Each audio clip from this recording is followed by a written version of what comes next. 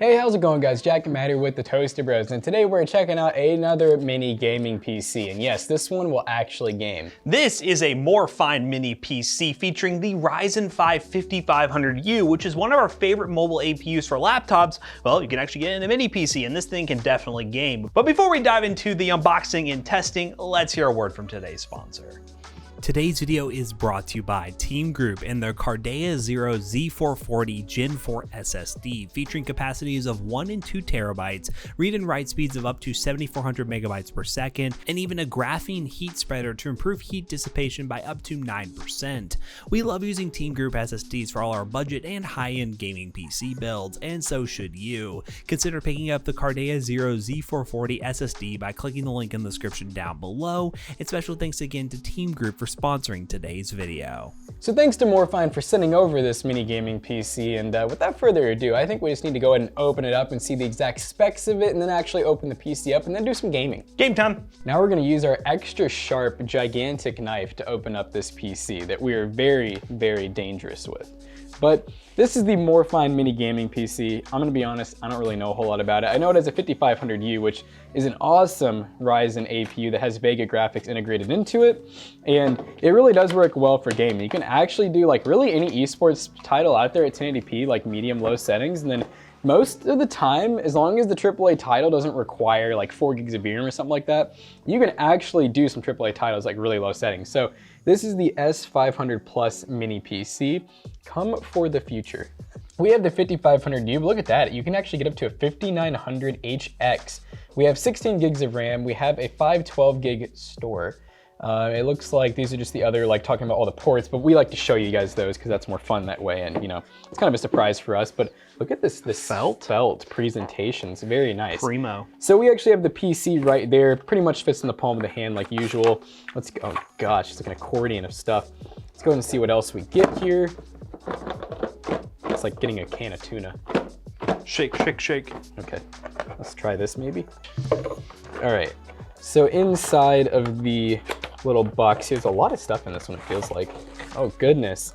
So it looks like they included, I think this is to actually get your mounting pattern right. It's like a white piece of sticky adhesive. You put it on where you want to mount the PC, because that's a big part of these PCs. People don't really realize is they typically come with actual mounting to put it like on the back of your monitor, stick it to a wall. I mean, you could literally put it wherever. You could even adhesive these things. They're really not heavy. It looks like we have a pretty basic power brick here. It's a Hunt key as usual. Hunt key. It is, I'm gonna say like 95 watts, but let's find out. 90.06 watts. That was pretty darn close.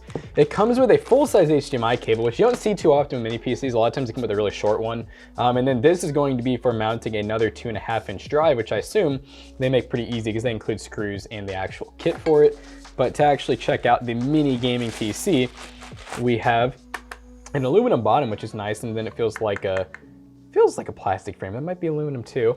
We have our nice Ryzen 5 sticker up front. We have a very large power button, 2 USB 3.2s, a USB Type-C. I'm really liking the front header interface. We have, wow, look at that, a 1 gig Ethernet and a 2.5 gig Ethernet. That's one of the first time I've seen that on a mini PC. We have DisplayPort out, HDMI out, and then 4 USB 2s in the back, a HD audio combo jack, and then we have a DC in, and then we have like our nice little logo up top here. We have side ventilation and bottom ventilation, so it looks like this thing will run fairly cool. Here's our screw holes for actually mounting the unit to like a PC, or not to a PC, mounted to a PC, not to a monitor. Once again, carelessly using this knife.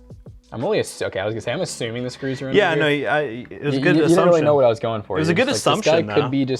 This guy could just be breaking this. Now, I know that you guys don't normally like us taking apart the PCs before we test them. We've seen those comments before, but we kind of do this for a living. So the way I see it, if the PC can't be taken apart one time very carefully and work, then we got bigger issues. Yeah, bigger issues. So we're kind of just putting it to the test. You know, I mean, they literally include stuff to upgrade it. So obviously they're okay with you opening it. There's also no tamper-proof stickers on these mini PCs that we ever see. So I mean, they're really not against you guys opening them, and they're not against us opening them. I mean, we're the Toasty Bros. We're the Toasty Bros. We're the Toasty Bros. They can't stop us from doing nothing.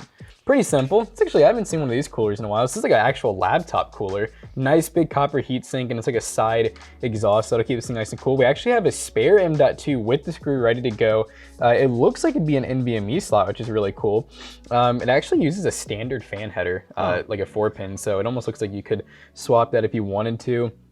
I don't know if we can see the back side, but I'm gonna almost, I mean, as far as storage goes, it pretty much has to be either soldered to the board or it's on the other side. Matt made a discovery. We got 2 screws on the rear side of the PC, and that should allow us just to pop off this front panel, because it looks like that's actually how you get to where the drive's gonna go and where the SATA is and everything. Hopefully this doesn't just like off. Oh, there you go, yeah. All right, now one thing you gotta be really careful about, I do this all the time, is if you yank these cables apart, you're gonna have to reseat the actual M.2, and look at this drive Name right brand. here. And that looks like it could be a Gen 4. You know, just for fun, I'm probably gonna regret this like right away because these never come out like super easy. Wow, that's a really small screw. We're gonna need a smaller screwdriver, but we will take this out.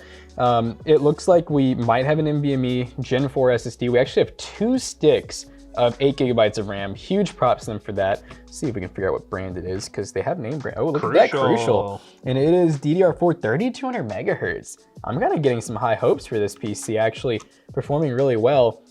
And here's our SATA. So when you want to add in your secondary drive, you literally just take this one right here and then plug this power in, and then boom, you're ready to go. And look at this, conveniently 2.5-inch drive right there. So you could go with like a laptop drive, or you could do a 2.5-inch SSD. And there's an extra M.2 up top. I mean, you have a lot of expansion options for this. You can literally add 2 extra drives or an extra like M.2 of some kind. And yeah, I think we've gone over pretty much all the upgrades. Let's get this drive out real quick, and then we'll go into benchmarking.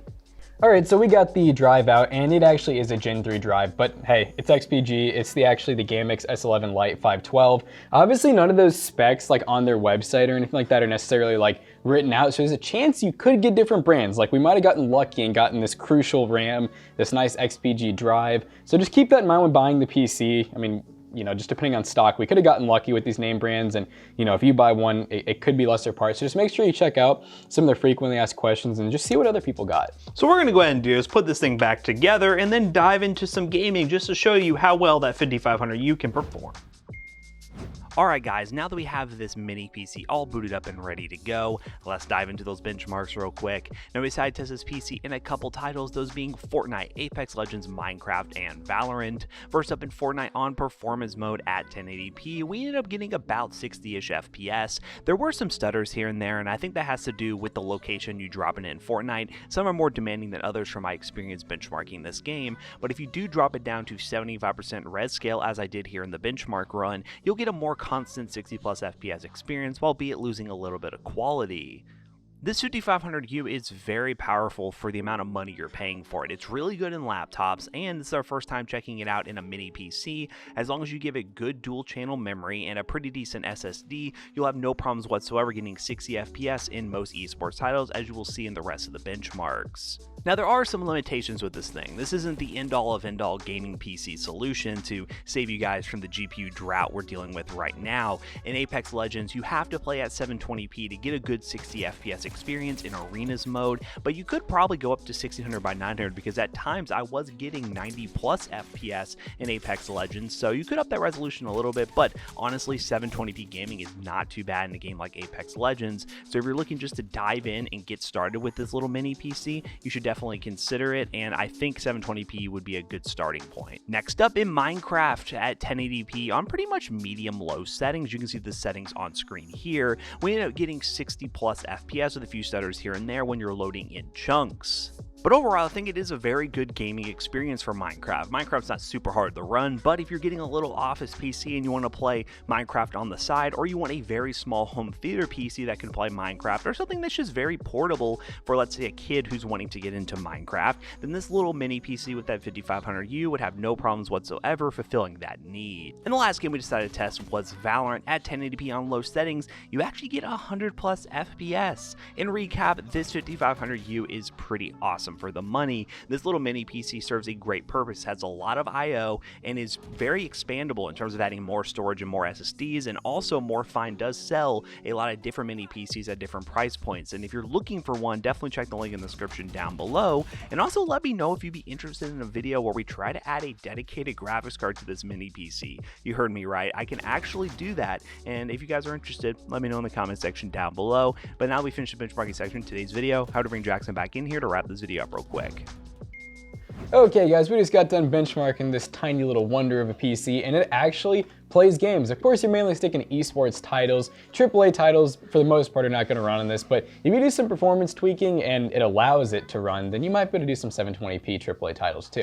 So if you want to pick this thing up, link in the description down below. Will probably be an affiliate link and it will help us out. Definitely check out Morefine's website. They have a bunch of different mini PCs, all the way up to like Ryzen 9 mini PCs if that's something you're into. So definitely check the link in the description down below. And thanks again to them for sending this thing over. And yeah, always excited to see 5500Us and little PCs like this. So as always, we hope you guys enjoyed today's video. If you did, check out our other 2 YouTube channels and also our twitch.tv/toastybros. And do not forget to like, comment, and subscribe. And we'll see you guys in the next one. Goodbye.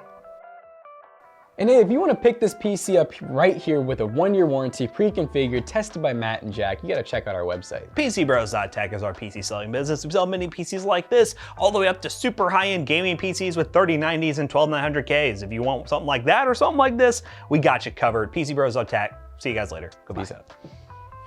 Ciao. Ciao.